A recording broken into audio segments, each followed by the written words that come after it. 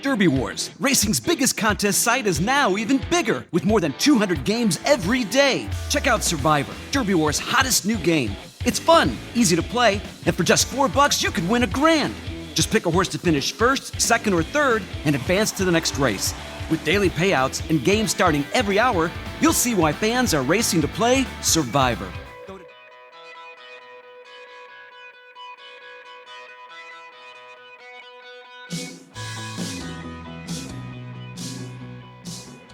Welcome to another edition of HorseCenter, everyone. I am Brian Zipsey, and as always, I have the great pleasure of being joined by my co-host to the East Coast. That's Matt Schiffman. How are you today, Matt? I'm great, Brian. How you doing down in Kentucky? Doing pretty well, Matt. I spent the afternoon at Kentucky Downs yesterday, so life is good. I think I'm going to go out to the Keeneland sale tomorrow. Boy, what a life I lead, huh? You do. Pick us up a nice little yearling, Brian. I've got a couple in mind, Matt. We'll see. We'll see how it goes. All right, Matt. Again, not a huge stakes weekend last weekend. I saw some good things at Kentucky Downs. The Big Hoss continues to roll. A nice win for Texas Chrome at the Super Derby in Louisiana Downs. But I think what we're going to do this week is a little different. We've been waiting. It's been 3 months since we last saw the great turf mare, the great miler, Tepin, strut her stuff on the other side of the pond in the Queen Anne at Royal Ascot. Matt, we've been eagerly awaiting her return, and it comes this Saturday. It's Woodbine. It's the rich Woodbine Mile. And to say we're eager to see Tepin again is an understatement. So, Matt, how about for this show, for this HorseCenter, we do a celebration of the life and times of Tepin? That sounds cool, Brian. I know there are lots of Tepin fans out there that are going to love watching this show. Well, she's one of the greatest American middle-distance turf horses we've had in a long time. I don't know of many female American turf horses that we've ever had better than Tepin, so she deserves this kind of royal treatment. Matt, it all started about 4 years ago down at Saratoga, the August Fasig-Timpton sale at Saratoga, and Tepin was offered up as a yearling. And she had a couple of big brothers, a half-brother. You know who the half-brother is. He's a millionaire now, Vijak. Yep. And then a full brother, a little bit older than Vijak, was Prime Cut, who ran in some nice three-year-old races, graded stakes-placed three-year-old. So she had some family. Matt, she was not ignored at that sale. Yeah, Tepin certainly wasn't ignored as a yearling, but then again, at the Saratoga yearling sale in 2012, she didn't bring one of the big prices, considering the kind of horse she turned out to be. For $140,000 she went. Even a couple years later, like you said, Brian, with all that Vijak has done since, even before Tepin became a star, she would probably bring more at that point. Yeah, a little bit, Matt, but I'll tell you what, a daughter of Bernstein. Bernstein's a nice, solid sire, but certainly nothing like Tepin. Life happened. The mare hadn't done much, although she had already had some success with Prime Cut, the full brother to Tepin. So $140,000, that's not chump change. But as it turned out, yeah, Robert Bat Masterson certainly got himself a deal when he plucked Tepin out of the yearling sale at Saratoga, $140,000, Matt. She looked good. She looked good in the footage we're seeing back then.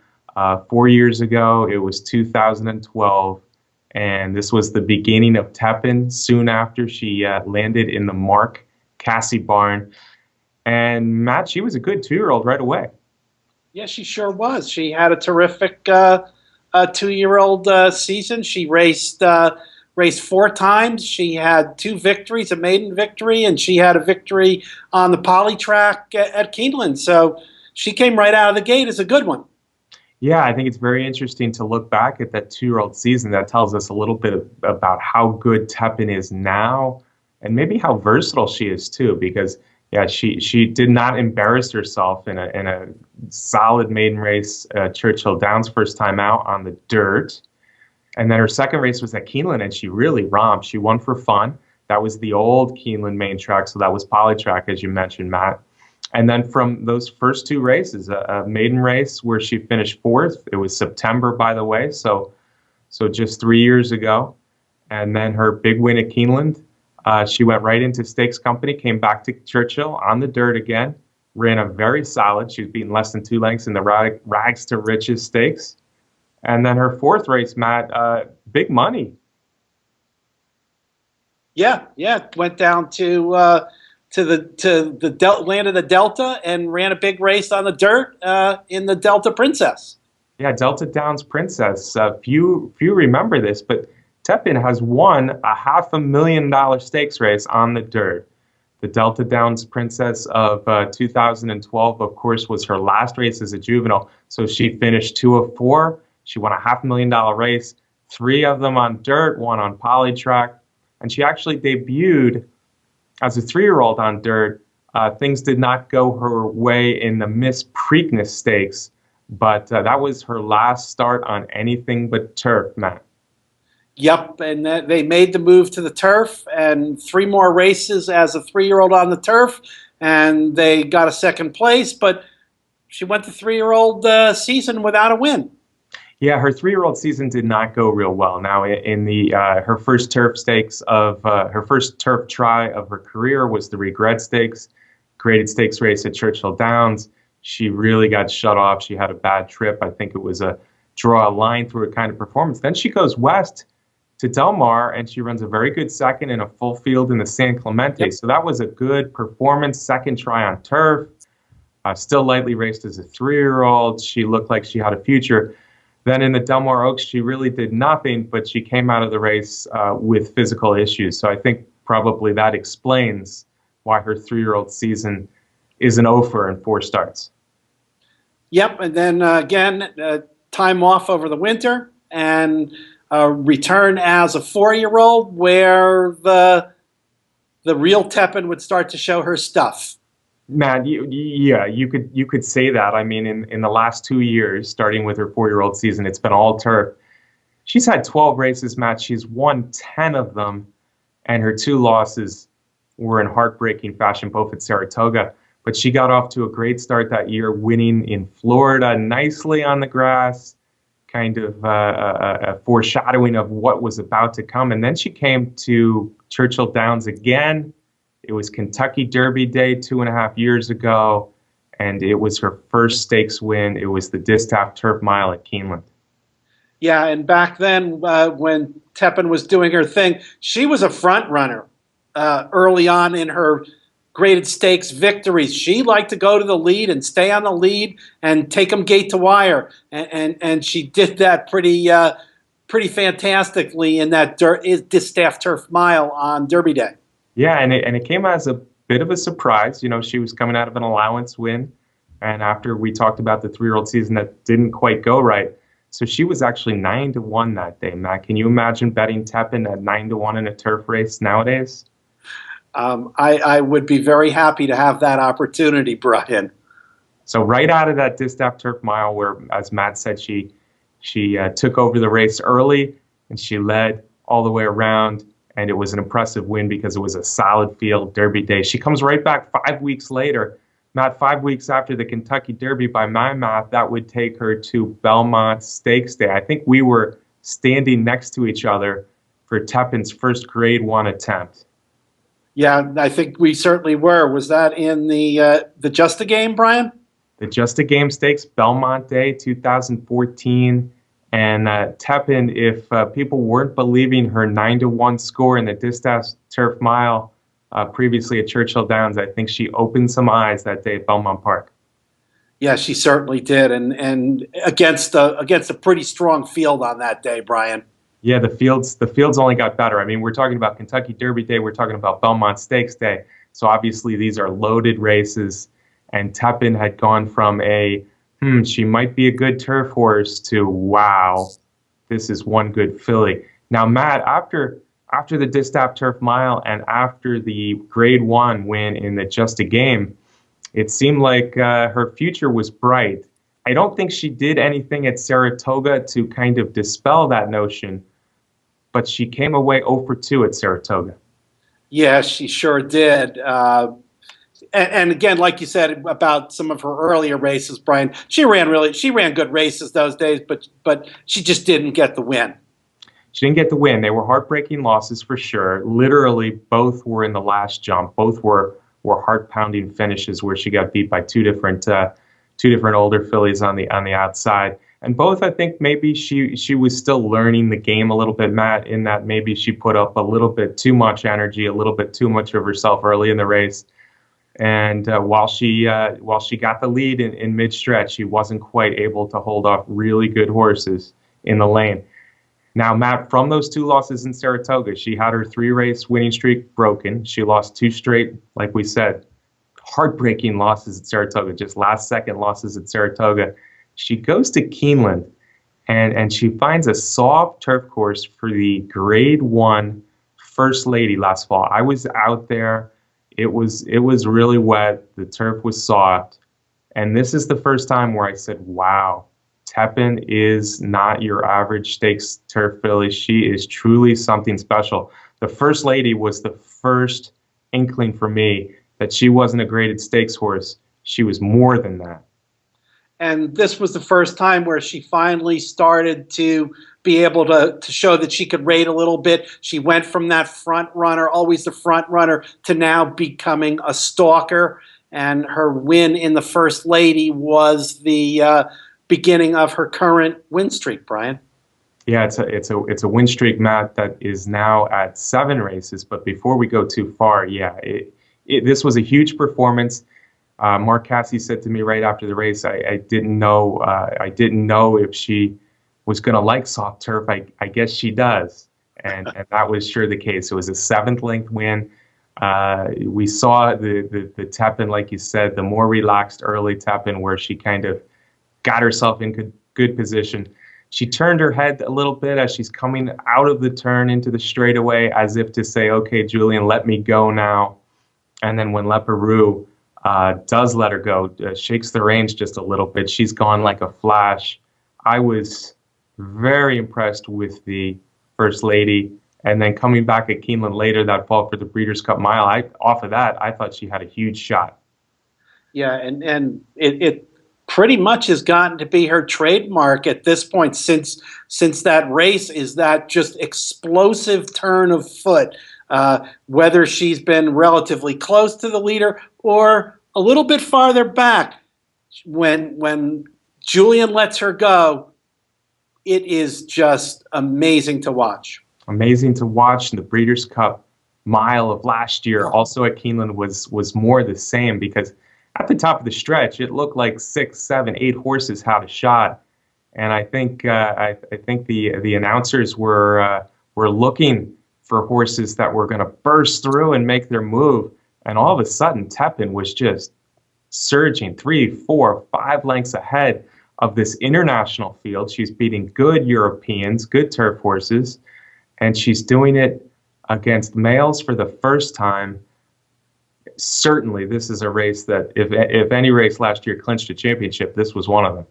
Yeah, Brian, she was beating the males, and very good males. And like you said, at the top of the stretch, it looked like any of 5, 6, 7 horses could win the race. But in a matter of what seemed like 100 yards, that wasn't the case anymore. She put them away so quickly. And it was Mondelisti who made a big run to come up and get a little bit within a few lengths of Tepin. It was never a contest, and it was the Mondialiste who had just been at Woodbine and won the Woodbine Mile in a pretty amazing performance of his own.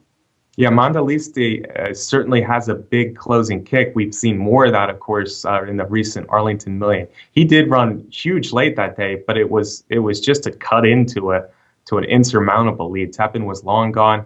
Tepin was our champion. She was the champion turf mare, of course, of 2015 as a 4-year-old. She was the best miler in the country, but I think there's even more to come in 2016. And one of the races, she started out, of course, Tampa Bay with a couple wins. Casse likes to run his horses. That's one of his places during the winter.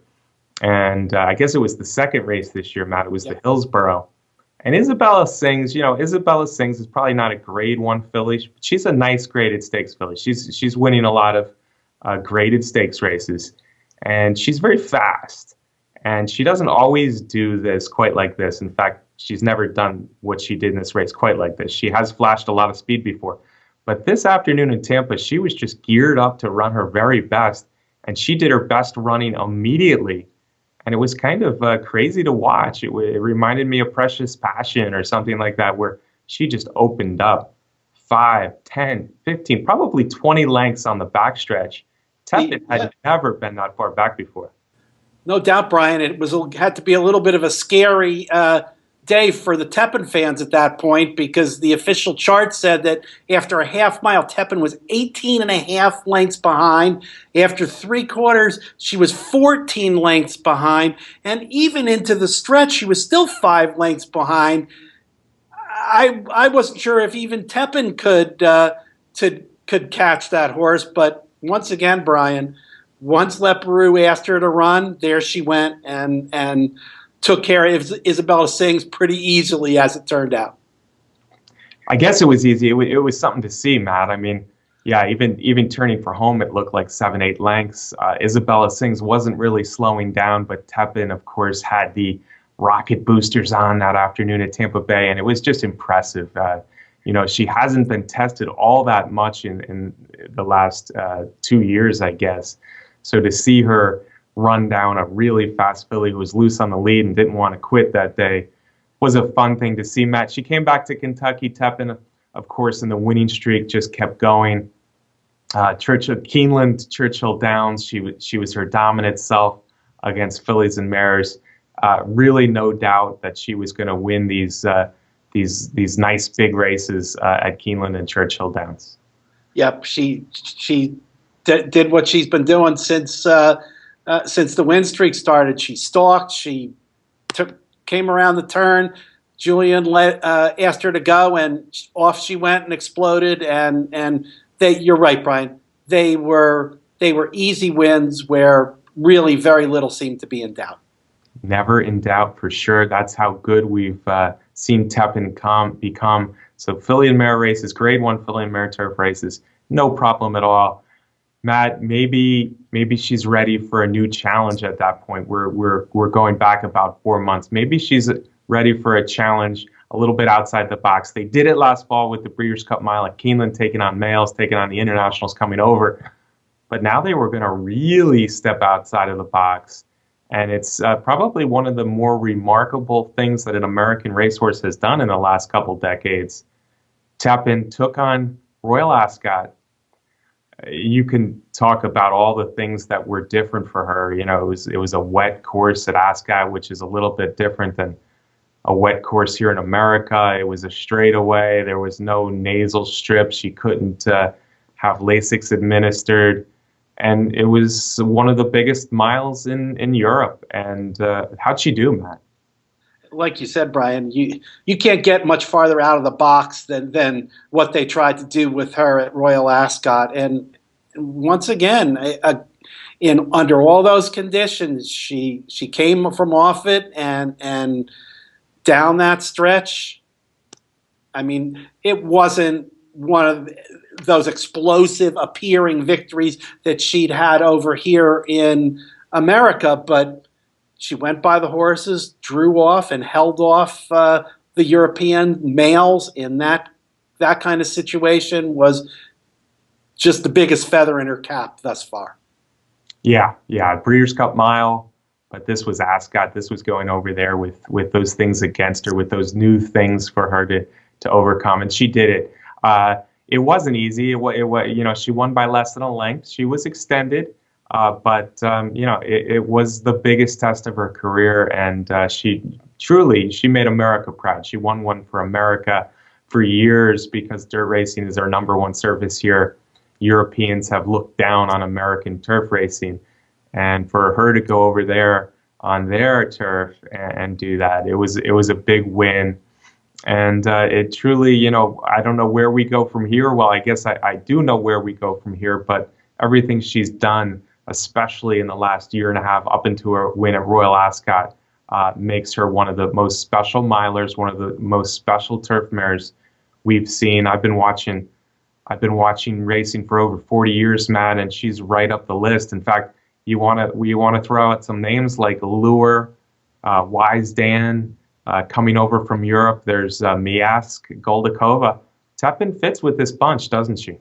I completely agree. She's just as good as all of them. And like you said, Brian, we know what's coming. The Woodbine Mile's coming, and then defending her title in the Breeders' Cup Mile.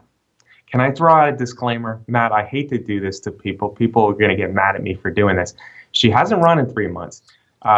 When she first was at Saratoga, she wasn't working her very best. It looks like she's working great again. So we should expect to see a very good Tepin Woodbine Mile this Saturday, of course, at Woodbine. However, she's been away. She's come across seas again. And let me tell you about this horse named Mudakayev. Mudakayev's last 2 races are huge. This is a 5-year-old son of See the Stars. He also won at Ascot. He won a Group 2 race, so it was a little less competition, but he won it in absolutely spectacular fashion. He was much the best there at Ascot. And then his last race, who's the best horse in Europe this year? It's postponed, of course. Mudakayev was very unlucky. He had a chance to beat postponed. He stretched out to 1.25 miles in his last race. So if you think that Tepin is going to have it easy in the Woodbine Mile, folks, watch out for this horse, Mudakayev. If Tepin's not at her best, I think this horse could beat her. Having said that, I'm going to predict victory for Tepin, Matt. Yeah, I mean, any racing fan, Tepin fans included, have to be a little worried because, like you said, Brian, it's 3 months. And when she's come back from layoffs this long before, it hasn't been stepping up into a race and the kind of field that we're talking about here. Can she win the race? I'll be rooting for her, and I'll certainly pick her. She can absolutely win the race, but the horse I'm talking about, Mudakayev, might very well be her best challenge. At least his recent form suggests that this might be her biggest challenge to date. And that's saying a lot considering some of her wins. So I'm very interested to see the Woodbine Mile. And then, of course, we look forward to the Breeders' Cup Mile, where she looks to join basically all the names that I mentioned before: Lure, Wise Dan, Miask, and Goldakova as repeat winners of the Breeders' Cup Mile. Can't wait, Matt. It's going to be fun. Absolutely, Brian. I'm looking forward to Tepin coming back and her next 2 races. Woodbine Mile, Saturday, folks. Don't miss it. We hope you enjoyed this look back at the more remarkable career of Tepin. Of course, she's far from done. We're hoping for the best here in the future from her, which starts this Saturday at Woodbine. Folks, thank you again for watching another edition of HorseCenter. We always enjoy having you. And thank you to the best contest site in the business. That's Derby Wars. And thank you to our excellent producer, Brett Workman. Mr. Brett Workman, thank you. Folks, we'll see you again next week.